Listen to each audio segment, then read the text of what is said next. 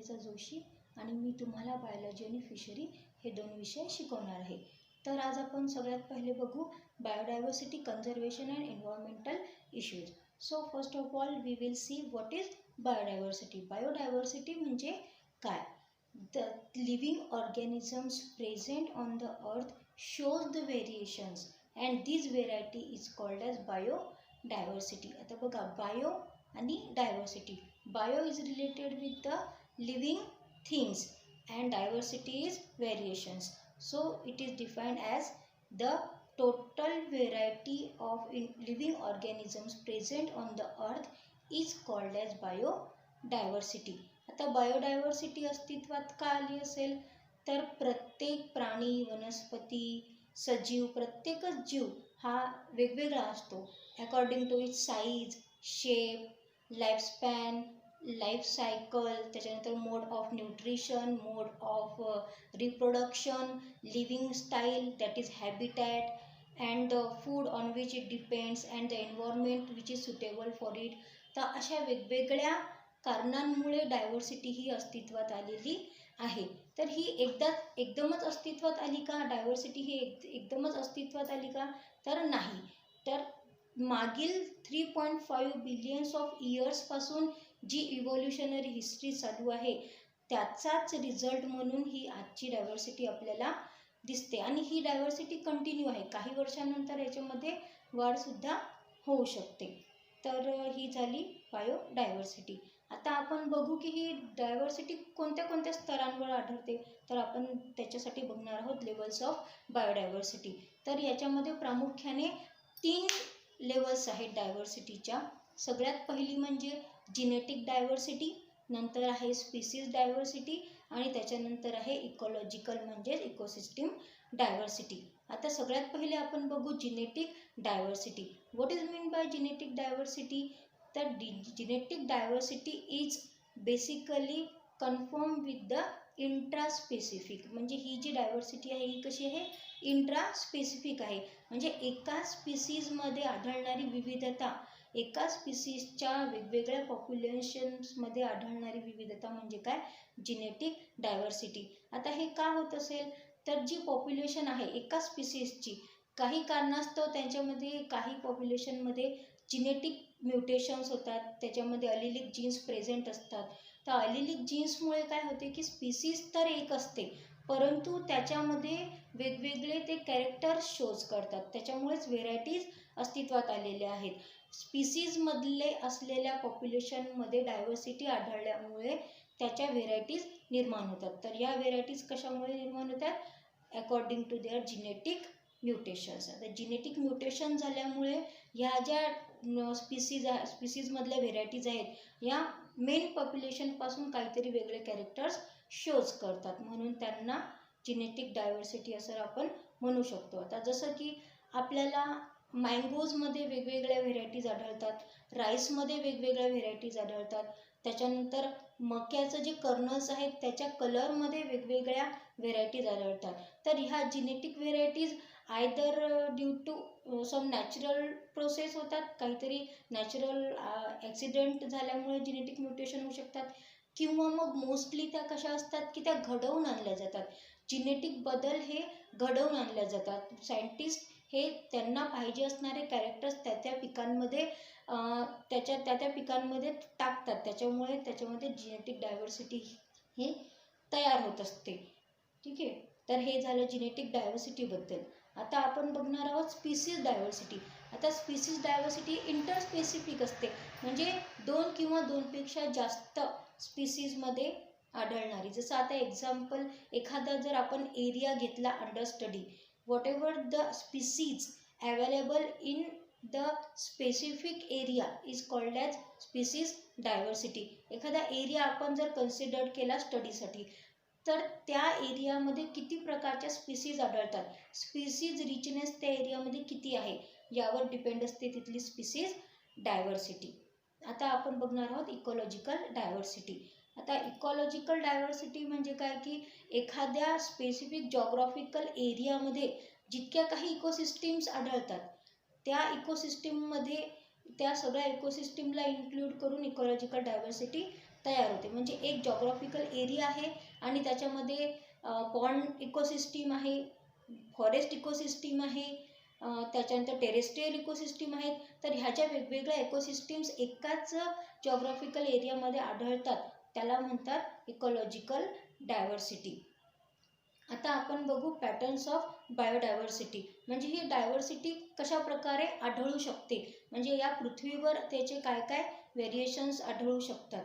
ठीक आहे. तर सगळ्यात पहिले त्याच्यामध्ये आहे लॅटिट्यूडनल अँड अल्टिट्यूडनल ग्रॅडियंट्स. म्हणजे लॅटिट्यूडनल आणि अल्टिट्यूडनल ग्रॅडियंट्सनुसार डायव्हर्सिटी कशी व्हॅरी करते ते आपल्याला इथे बघायचं आहे. आता लॅटिट्यूड म्हणजे काय, आपल्याला माहिती आहे की आपली पृथ्वी ही पूर्ण गोल नाही, ती समवॉट इलिप्टिकल आहे.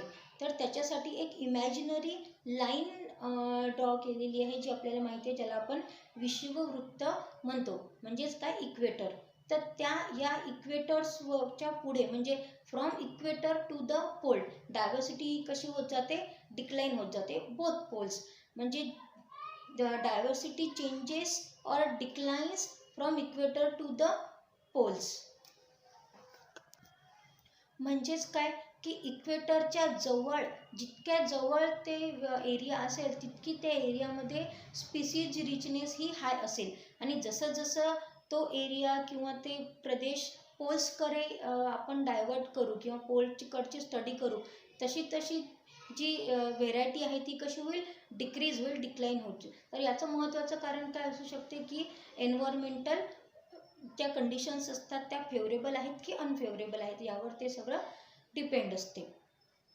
आता त्याच्यानंतर आपण बघणार आहोत अल्टिट्यूडनल ग्रेडियंट. आता अल्टिट्यूडनल ग्रेडियंट म्हणजे एक इमॅजिनरी जी ॲक्सिस आहे आपल्या पृथ्वीमधून, आपण ती जी इमॅजिनरी ॲक्सिस इमॅजिन करतो त्याच्यावरून हे अल्टिट्यूडनल ग्रेडियंट्स हे इफेक्ट करतात. म्हणजे थोडक्यात काय की एखादा प्रदेश हा समुद्रसपाटीपासून किती उंचीवर आहे त्याला आपण त्याचं अल्टिट्यूड डिसाईड करतो. तर जितकी तो प्रदेश समुद्रसपाटीपासून उंच असेल तितकी त्याच्यामध्ये आढळणारी डायव्हर्सिटी ही कमी होत जाते. म्हणजे species diversity decreases from the lower altitudes to the higher altitudes. आता याचं पण रिझन सेम असू शकते की जसं जसं आपण हायर अल्टिट्यूडला जातो तसं तसं एन्व्हायरमेंटल चेंजेस जे असतात, क्लायमॅटिक जे चेंजेस असतात ते अनफेवरेबल असू शकतात. ऑक्सिजनचं प्रमाण त्याच्या जे हायर अल्टिट्यूडमध्ये कमी असते. त्याच्यानंतर सीझनल चेंजेस जे असतात ते एकदम ड्रास्टिक असतात. त्याच्यामुळे ते स्पीसीज डायव्हर्सिटी डेव्हलप होण्यासाठी अनफेवरेबल असतात. आणि त्यामुळेच अल्टिट्यूडनलमध्ये जर हायर अल्टिट्यूडकडे आपण गेलो तर आपल्याला डायव्हर्सिटी ही कमी कमी होत जाताना दिसते. आता आपण बघू स्पीसीज एरिया रिलेशनशिप. तर याच्यामध्ये काय, स्पीसीज आणि एरिया म्हणजे एखादा एरिया आणि तिथे आढळणाऱ्या स्पीसीज यांच्यामध्ये काय रिलेशन आहे. तर area is directly proportional to the species richness. म्हणजे जसा जसा एरिया वाढत जातो तसा तसा तिथला स्पीसीज रिचनेस जे आहे म्हणजे तिथे आढळणारी जी डायव्हर्सिटी आहे स्पीसीजमध्ये ही जास्त जास्त आढळत जाते.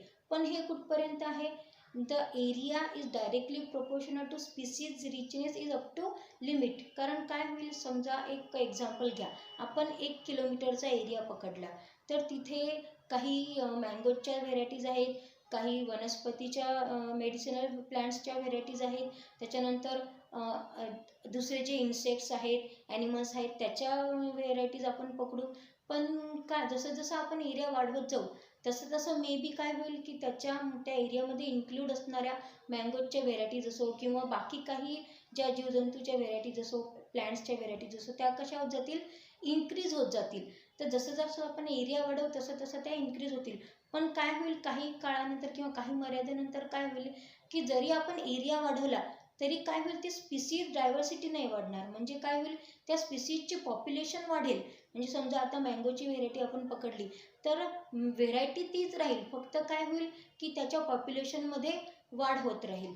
तर हे आपल्याला लक्षात येईल की species richness is directly proportional to area but up to some limit. आता त्याच्यासाठी आपल्याला आपल्या पुस्तकामध्ये एक ग्राफ दिलेला आहे, त्याचा आपण स्टडी करू. तुम्ही जर नीट तो ग्राफ ऑब्झर्व केला तर त्याच्यामध्ये तुम्हाला दिसेल की वाय ॲक्सिस आहे, त्या वाय ॲक्सिसवर स्पीसीज रिचनेस दिलेला आहे, आणि एक्स ॲक्सिसवर दिलेला आहे एरिया. आणि तो ऑब्झर्व करताना तुम्हाला एक लक्षात येईल की तिथे आपल्याला एक स्लोप आढळतो. तर तो स्लोप का आढळला आहे?